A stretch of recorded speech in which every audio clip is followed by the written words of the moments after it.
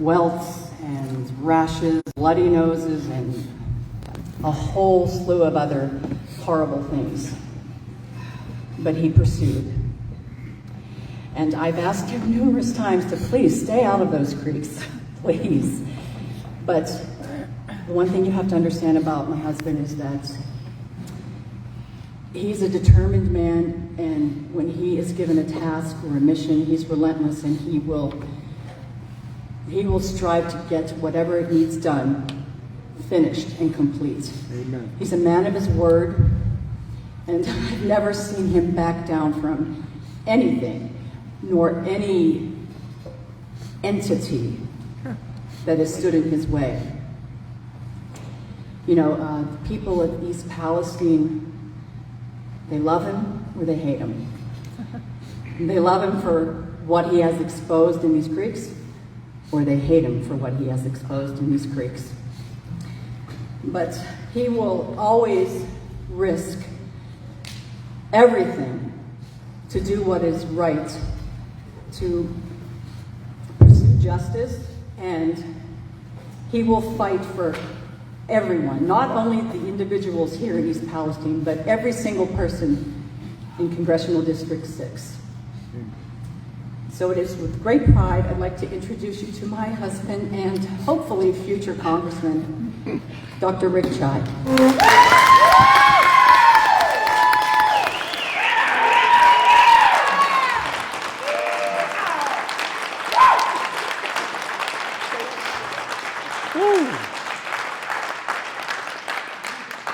It means so much that you all have come here today.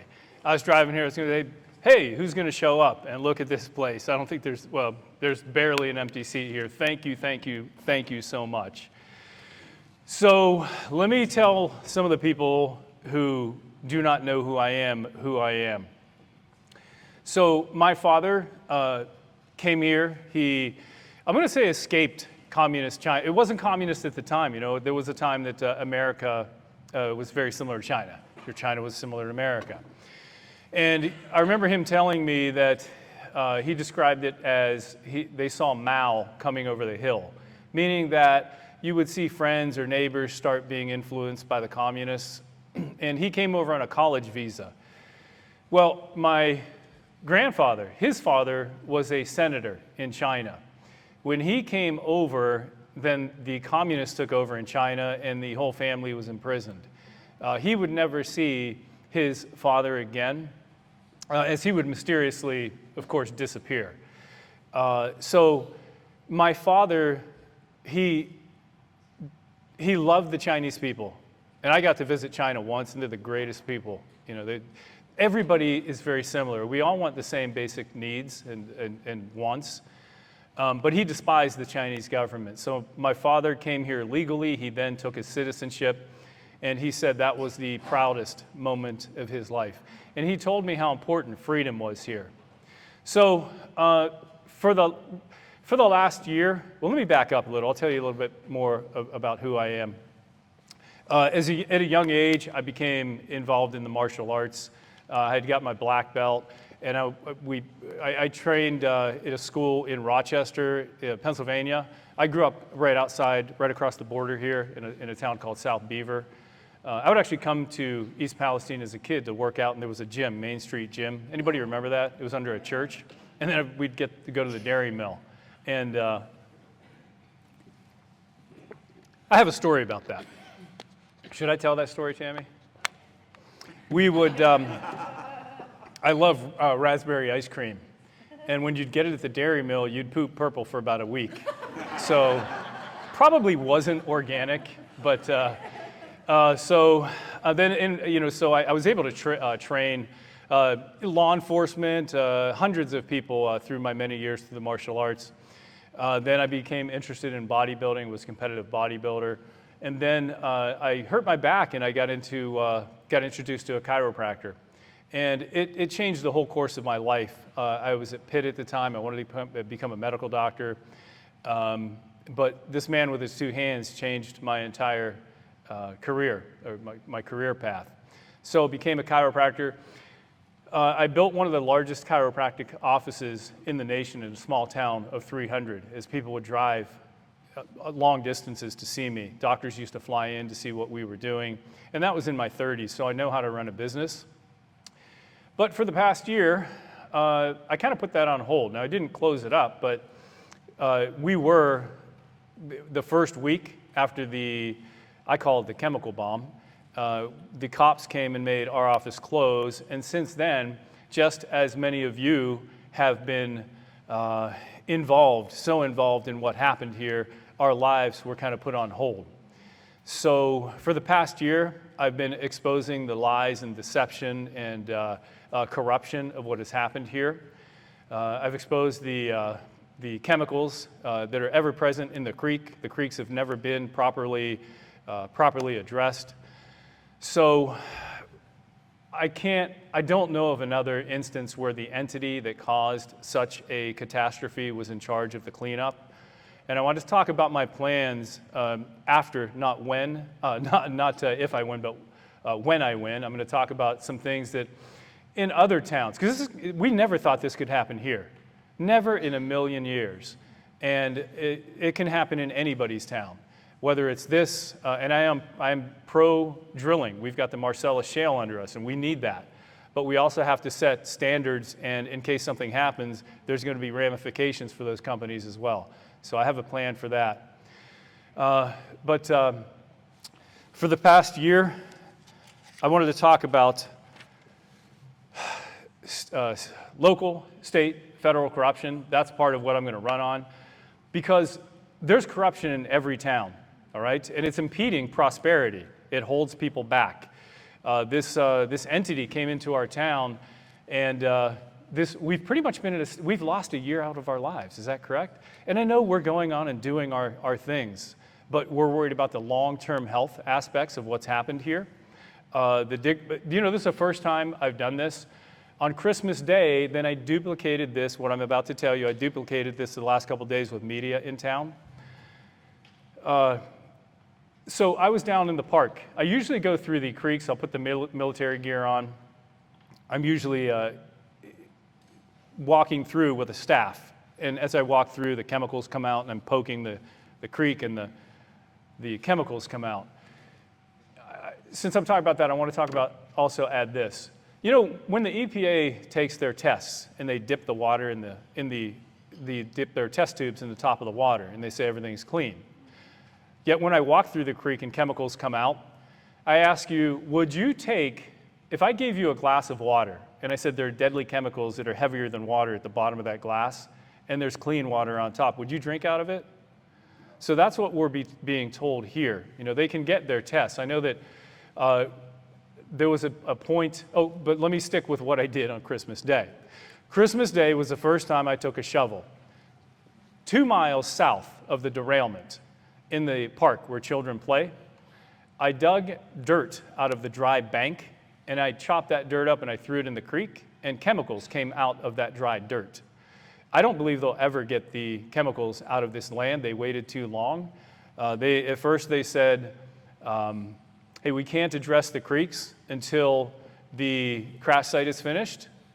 Give us 3 months, give us 6 months, give us 9 months. It's over a year now. And those creeks have never truly been addressed. There was a second fish kill. I don't know if you're all familiar with that. This was mid to late summer. I was down under the bridge that was going to be replaced. And I was there a couple days before, and I'm poking around in the mud under the bridge. And there's all kinds of chemicals coming out. And I said, you know what, when they knock this bridge down, there's going to be chemicals everywhere. Little did I know that Monday, a few days later, they knocked the bridge down. We went down. Everything that walked, swims, or crawled was dead in that creek. There were dead fish everywhere. We were told, so the friend that was with me released his video, so the ODNR and EPA, Ohio, and federal EPA saw it. They went out the next morning. They said, we don't know how those fish died, but it wasn't chemicals because, number one, we can't smell any, so we're not doing any tests. So I was told that the EPA told us that in the morning when I left for work. The person texted me and said, well, that's in this morning's morning journal. So I got the morning journal on the way to work. I could barely think about my patients as I'm treating them, waiting for the moment to get off of work.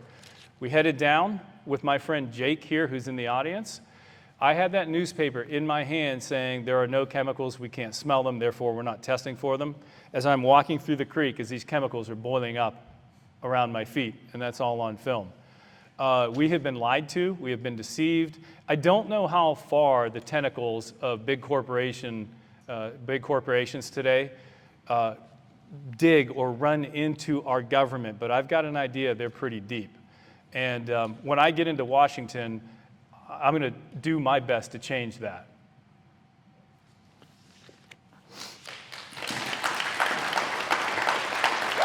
So, how in the heck am I here talking in front of you guys, running for Congress, when 8 weeks ago, I knew nothing about politics. I know what I like, I know what makes common sense to me, but I'm not a politician. So,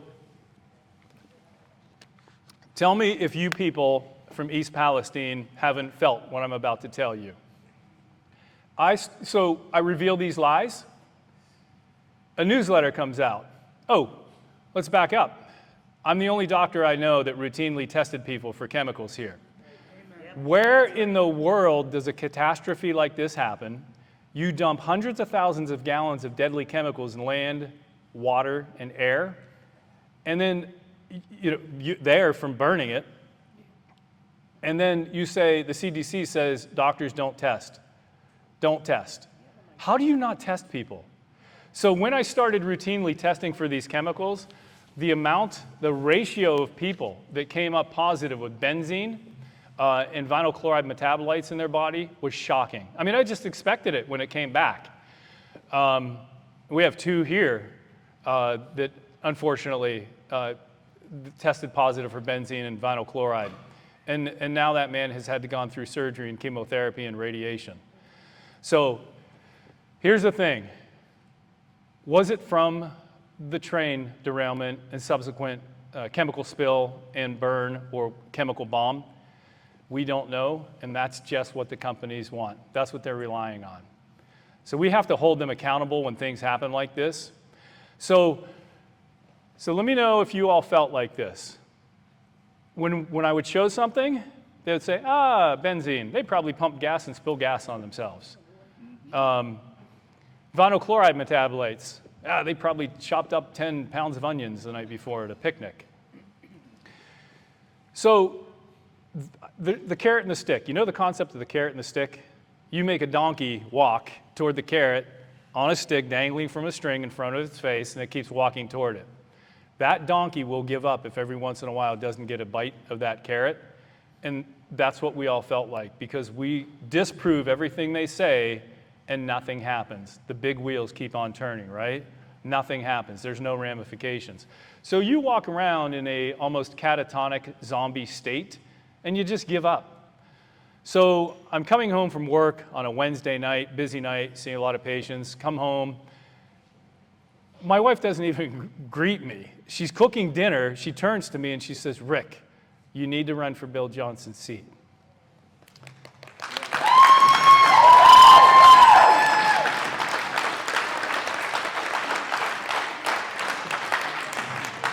All right, I can't let Putin see me get emotional. So I get emotional when I talk about my wife. That's about it. And I thought for about 30 seconds, and I said, you know what? I will.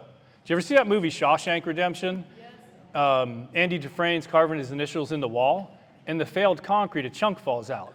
And all of a sudden, you could see in his eyes, my God, there might be a way out of this. So as soon as I thought, I said, there might be a way out.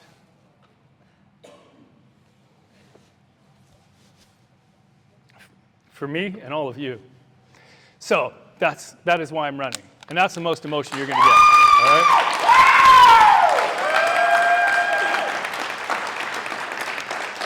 And I will tell you this, D6, when you ask me a question, I'll answer it right away. You will not forget what you asked me when I answer that question, because I'm not going to spin it. When you elect me, you'll elect me because you know who I am, what I believe, and my philosophies and my principles, and I won't change that. My friends know that if they have me do a task, I might do something they don't like, but they put me in charge and they respect that. So I won't flip-flop. I'll tell you what I think, and I won't hesitate for an answer. So you can ask me questions when I'm done here about anything you'd like to know about me. But let's talk about, does anybody have any questions so far about the EPA or anything I talked about? I do want to talk about my agenda and what I can do for D6. Yes? Mine's actually not a question. I would like to thank you. I would like to thank you for the Give that woman a mic. She's thanking me. It was you that put your health at risk to go into that tunnel to fill my pipes. You want to come up here, Chrissy? Repeatedly being lied to by the EPA at every level and every aspect. You have become our town's hero. And I will forever be grateful and proud of you. Thank you. Thank you.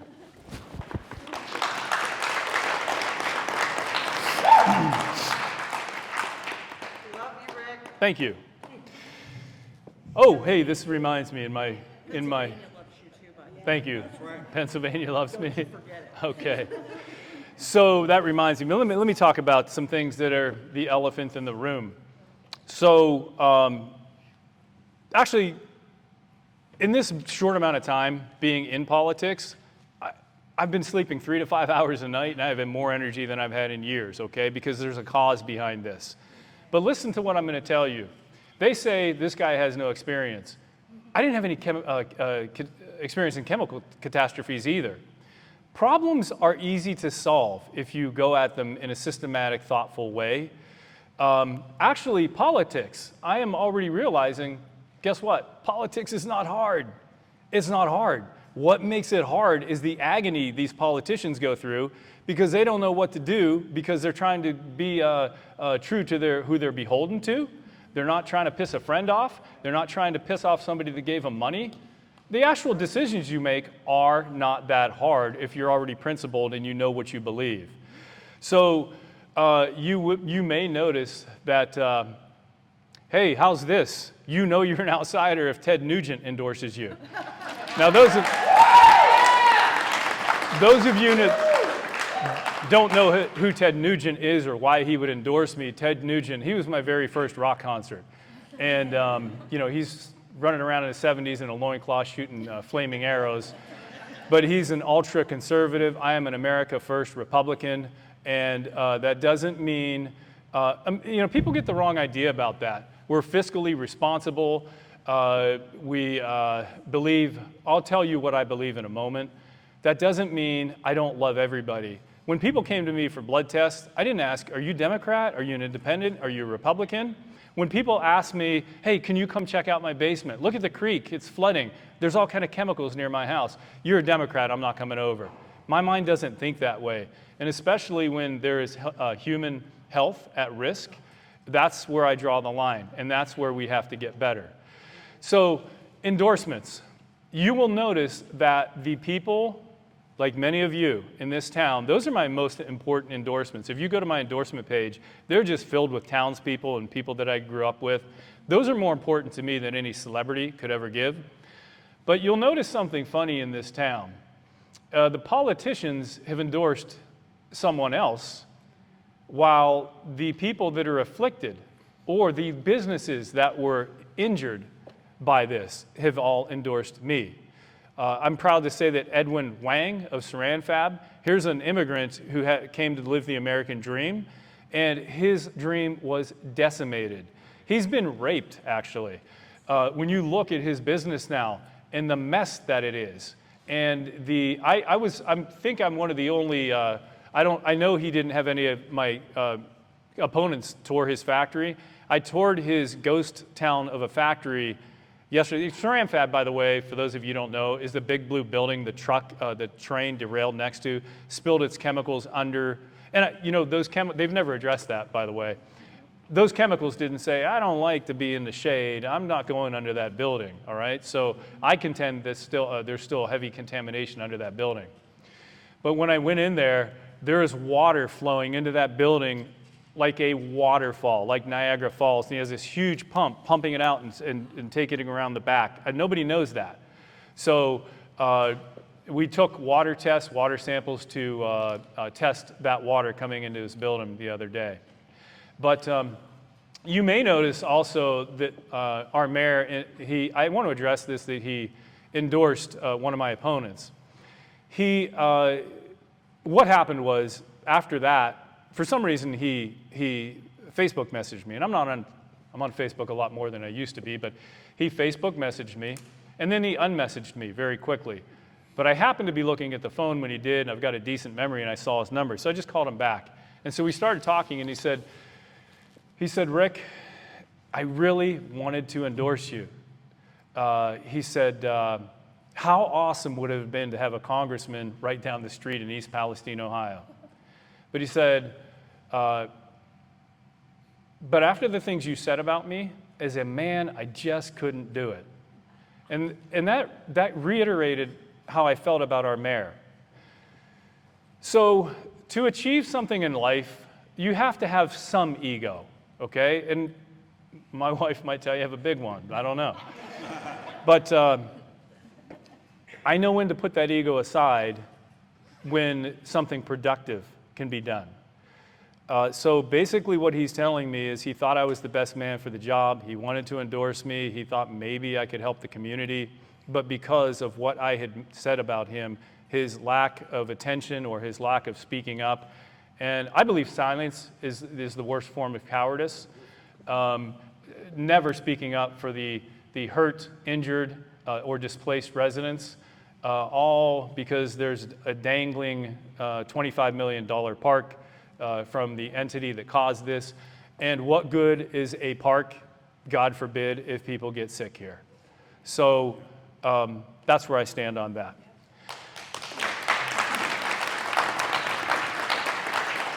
All right, so we are, anybody know what time it is, please? I don't want to keep you. All right, let me tell you why you need to vote for me. First of all, I will tell you this. The first meet and greet was held, and this meet and greet actually turned into a little ugly debate. That was 2 weeks ago in Carroll County. Let me just say that I put those two opponents in the oven, and I put them on roast. Listen, I know how to get things done. I know how to talk with people, even people that don't agree with me. You know, we try to find a common ground. With all due respect, those are weak opponents. Now, they have much more funding than I do. I will tell you, if it were, when I'm at home and I get these flyers from the opponents and they're bickering back and forth, I do get these flyers, and you'll notice you get none from me. No, those are hundreds of thousands of dollars to send. I believe one is up to either close or over $2 million in the campaign. The other is almost $500,000. They have something that I don't have, and that's the money. But I have something they don't have. They don't have you. And it's word of mouth, and it's grassroots. People, you have one shot at this. If I don't win, which that's not going to happen because I'm going to win, but I'll stick with my original plan. I will go quietly into the night, and I will finish my work at my office. I will retire. Sorry, guys. Someday it's going to happen. And I'll go bass fishing on Pine Lake every day. But I'm going to win this. And I'm going to fight hard. I'm going to fight hard for D6. Because I have something else that they don't have. I have a cause. Because if it were an even playing field, if we were either all non-politicians and we had no voting record, or if we were embedded politicians like Alabama ticks, right? If we were embedded politicians and we all had the same voting record, then it's up to you all to use one thing. That is your gut, your instinct. Who do you believe sounds more genuine? Who do you think really, really cares about what he's talking about? Or who do you think is quitting their seats to jump the ladder to another political position? Who do you think would risk their health, risk everything they had? You know, I had a lot to risk. I'm fighting the EPA, Norfolk Southern, the CDC. I've done pretty well in life. I have a lot to risk. All this while I'm thinking, you know, what if they come after me and they sue me? I've worked 30 years to work, you know, nobody's giving me a retirement. I don't have a company to give me a 401k. I had to work for that myself. But I said, I do not give a dang. I said I wouldn't swear, I wouldn't to church. So I fought. And I have a cause. And my cause is to root out corruption. D6, if you've got problems in your town in Washington, I'm going to take that same shovel that I exposed those chemicals in the creek. I'll come to your town, your county, and I'll go to Washington, and I'm going to root out the rats. All right? Okay. Now, the other way we end corruption in local, state, and federal government is by you all of you people, encouraging, and I'm going to do this after I win. I'm going to go to towns, and I'm going to encourage young people to start really listening and start electing the people that should be in there. I believe, you know, someone here said, well, our town got these people on city council because nobody pays attention. People, you have to start paying attention at the local level. That is the only way we're truly going to root out corruption and get good people in there. These seats need to be filled by people like me. Okay. All right, first on my agenda is disasters, all right? I met with, there were a handful of us today that met early in the morning with Senator Vance, and the one thing I've been crying as loud as I can since this has happened, is I know we're not going to get a handout. That's too much to ask. It's already apparent that you're not going to get bought out. You live right next to the tracks and your homes and your yards are contaminated and you want to be in those homes. That ship has sailed. So I say, at the very least, low interest or no interest loans that don't have to be paid back until your current home sells. This poor woman, Lonnie, her home she's right near the tracks. Her home, she was paid off. No mortgage, her forever home.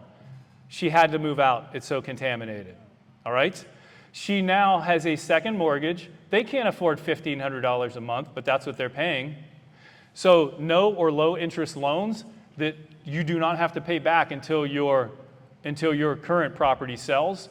Her realtor says she has never in her entire career seen a home on the market for 100 days with not one single person coming to look at it or inquire. And who would want to do that? When this thing was thrust upon people, this chemical contamination, and you're a young couple looking for a home, and you're looking on the internet, and you see how close that is to the derailment, so what do you think you're going to do? You're going to pass that by. Well, why would the people that have those homes currently be forced to still live in them? So no or low interest loans for people that were affected, that they don't have to start paying back until their home sells. But that is a middle ground. That's a middle ground because I know we're not even going to get these people bought out. Here's what I'm going to propose when I get into Congress. So in the medical field, we have something called no-fault insurance. It used to be that when two people got into a car accident, the parties that got into the accident, they didn't get their medical bills paid. They would sit and worry and wait, how am I going to pay these bills? I'm injured, I can't go to work. And then they would have to wait until the insurance companies fought it out, and then they would get their medical bills paid, maybe their back wages. Now, most states have what is called no-fault insurance. Doesn't mean nobody's at fault. It means that when you're in an accident, your insurance company pays you, the other insurance company pays the other person, so that you're taken care of. The victim is taken care of, and the insurance companies fight it out. And then whoever wins, then that insurance company is reimbursed for the other person, for the person they paid for. I propose when an accident like this happens, or your well is hit, either by this, and I want to get this gas out of the ground. I'll talk about that. Whether it's something like this happens in your town and you are affected, the government will buy out your homes, and they're going to go after the entity that caused it. So you don't wait 6 months, a year, 2 years, 3 years, or forever until it's taken care of. Also, so as for, since I've already talked on that, any questions about that so far? Anything I've talked about? Can I say something? Yes. When I went to DC, Rick, I said exactly what you said. There is no room for politics when it comes to human health issues. They sit up on the hill and they play politics with my daughter's life, with everybody's life in this room. This is not politics. You didn't only put your health at risk, you put your business at risk. When we have a government that is so focused on money, that tells me so much about your integrity, about your character, that you would risk losing patience in a divided town to stick up for what is right. A true leader sticks up for what is right. You know what? I have lost patients that are angry with me, but on the other hand, I've gained a lot more too that are happy with what I've done. There is a silent majority in this town that won't speak up because they're afraid of ramifications from not only Norfolk Southern, the government, but listen, those of you not from East Palestine, unfortunately, it's become brother against brother, sister against sister, and friend against friend.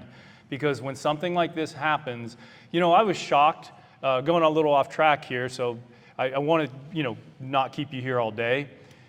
But when I started exposing the chemicals in the creek 3 weeks out, I'm like, holy, you know, I'm being nice here. So, you know, these chemicals are just coming out of my feet, and I'm filming it. I put it on YouTube, and people are like, shut up, we're going to lose money for the park. Norfolk's going to get mad. So that was a common response here. So, all right, so let's get into what I can do for D6, because in order for you to be helped, and I will never shut up about East Palestine. And listen, guys, I've done pretty well in life. I do not need money. I don't need friends. My wife is my best friend. That's the only thing that'll get. Look at this. So I don't need friends in Washington, and I don't need their money. So I will fight. But I want D6 to understand I'm not a one-trick pony. I am a very, very, very quick learner. I know how to run a business, and I know how to get things done. Let me tell you my plan for our economy. First of all, when you put a stranglehold on our natural resources, what we have, so when you stop our actual energy, when we are not energy independent, it affects everything. You truck these products to people. You truck bread, groceries, everything. Even our electricity goes up. People bring me these electricity bills that are double what they were last year. So I grew up an environmentalist. I wanted to be, initially, I wanted to be a herpetologist. That's a guy who likes reptiles. So I love nature, and I want to make sure that we treat it kindly. But we are sitting on over 400 years of sustainable energy under our feet. So now we need to get that out of the ground, because people can't feed their families, and I see it in my office. But do you also know that Ohio is one of the states that allows fracking companies to, as a trade secret, not reveal the chemicals that they're using to put in the ground? I will change that. I'm going to push hard to change that. And I actually think it's ridiculous, because there's a lot of fracking companies, and there's fracking companies in states that don't allow that to be hidden. I think they can figure out how to drill, and also, you know, it's no trade secret. They need to tell us what chemicals are in there, so if your wells are hit, if your land is hit, if there's any danger of you getting sick from what they're doing, you're going to be moved out, and that's going to be a cost of them doing business. Be different if they were going broke. They're not going broke. So I am pro-drilling, and I'm also pro-safety and pro-health. So also, that's for the economy.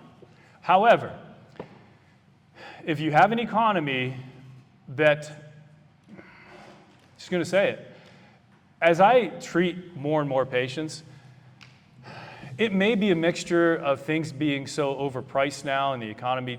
So there's a lot more people living on the welfare state. I want to stop that cycle. I want to offer school choice so that people can better themselves. I want to bring God and family back into the home. And here's why. We have to teach our children, we have to make success cool again, okay? We have to give them alternatives. If they're not getting good role models at home, we got to give them good role models in church, or we have to get speakers that come in. You know, my father came here with $20 in his pocket, and he raised 6 kids. I wouldn't say we lived in poverty, but we were not rich. And we were taught manners. We were told how important schooling was. And when I say schooling, that doesn't necessarily mean college. My 2 brothers started college, but they ended up being in the trade. One just retired from the Carpenters Union after 42 years, and one is about to retire from the Millwright Union out west after, I think it's about 44 years now.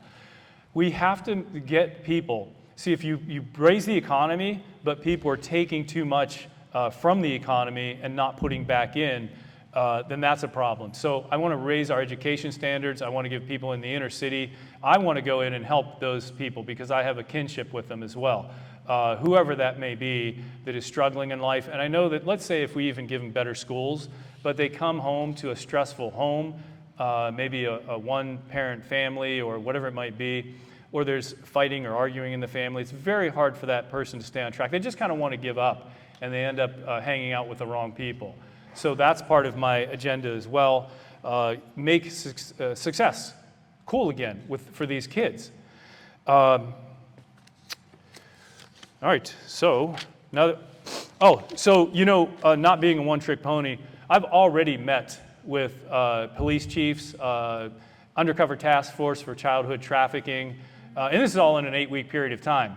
And I'm not going to be somebody once I'm elected. I think you're in Congress maybe 100 days a year. Then it depends how lazy you are, how motivated you are, what you do the other 265, right? So I think I've already given an indication of who I am and what I'm going to get done. There's basically 3 major types of trafficking: drug, labor, and childhood trafficking. And I'm going to tackle that as well as I can. I'm already talking with Undercover Task Force. I want to talk about infrastructure. I'm already talking with people in all different counties about improving their sewage and water. Medical freedom. You know what happened during COVID, you all right? So medical freedom, I'm going to push medical freedom in 2 different directions. One is no American should ever have to put any type of drug in their body against their will. And no medical doctor, if he wants to prescribe a drug that he believes works, that is safe for the patient, that person should also not be discouraged or punished for doing so.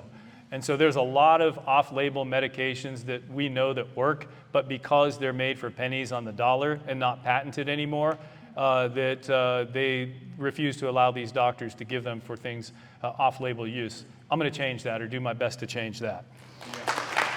Of course, I am pro Second Amendment. We have guns in our home. We have a shooting range out back. In June of 2021, the Ohio passed the Permitless Carry Act, and a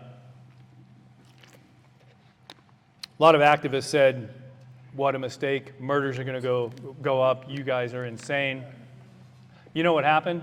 In the 8 major cities studied, Columbus, Toledo, I could name them all, but the 8 major cities in Ohio, when you take all those in account and you look at what happened after, there was I believe it was almost a 20% decrease in crimes involving a firearm. So how can that be? It's because if bad people know you're armed, they're going to think twice about attacking you, and it's as simple, or breaking into your home, and it's as simple as that.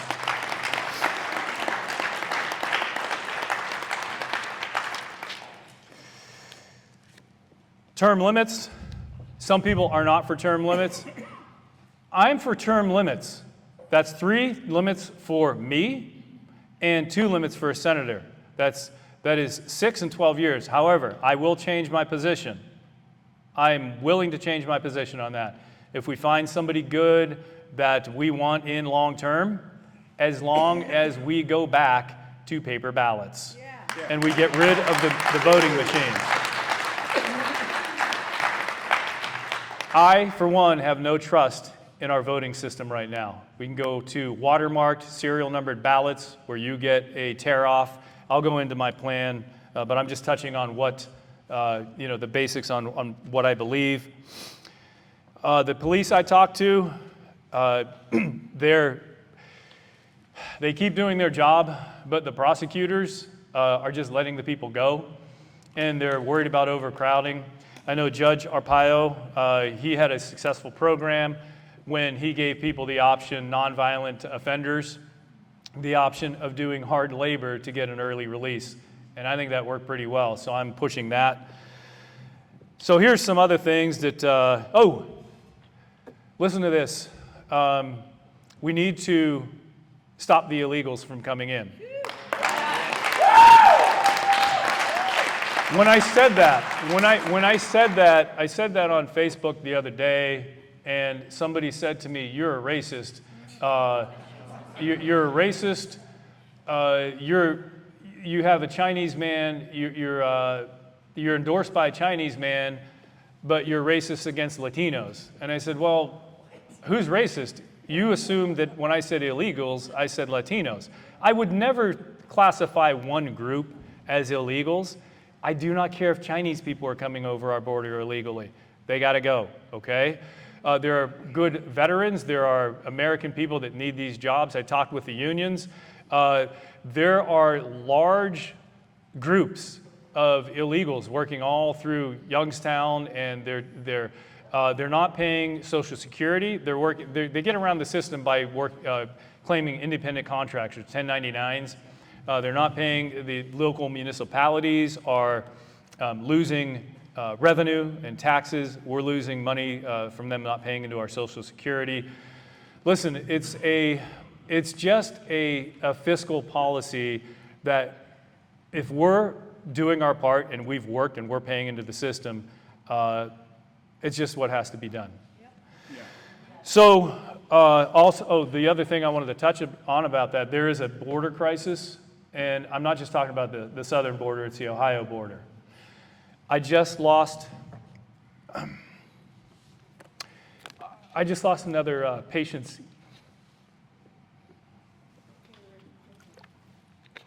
grandson to drug overdose. Probably happens once or twice a week in my office. These people are devastated.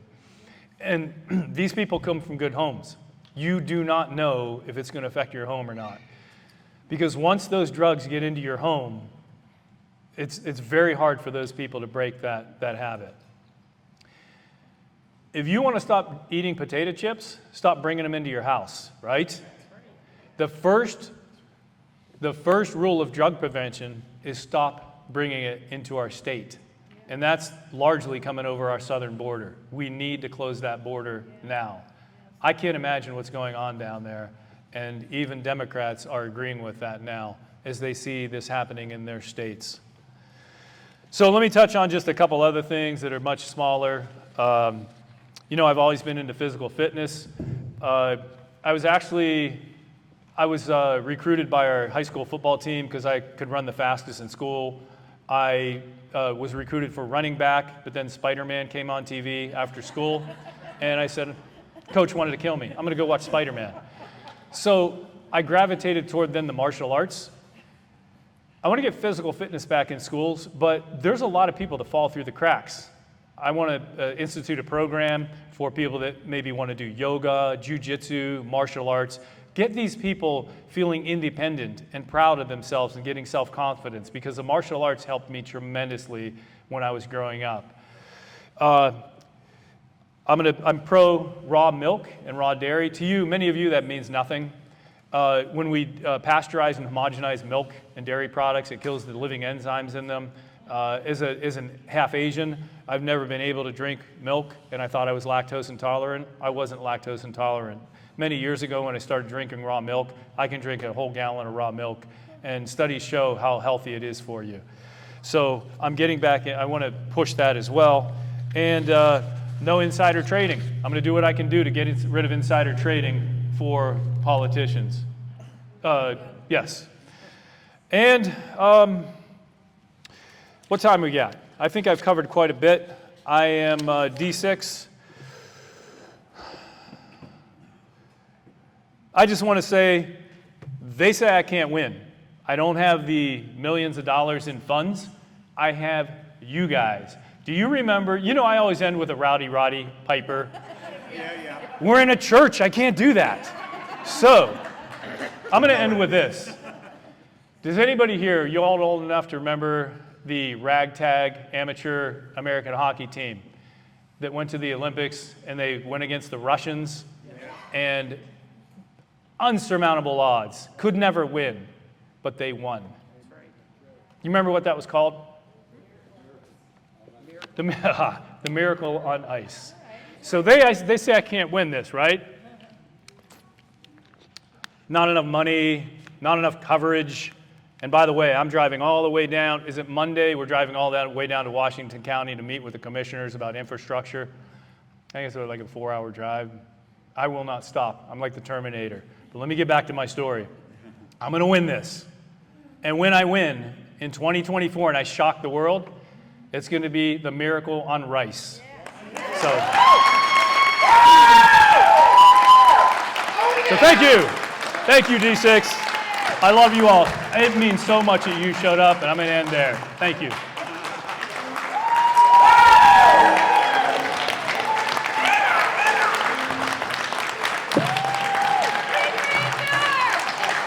I'll do my best not to let you all down. I'm going to win this.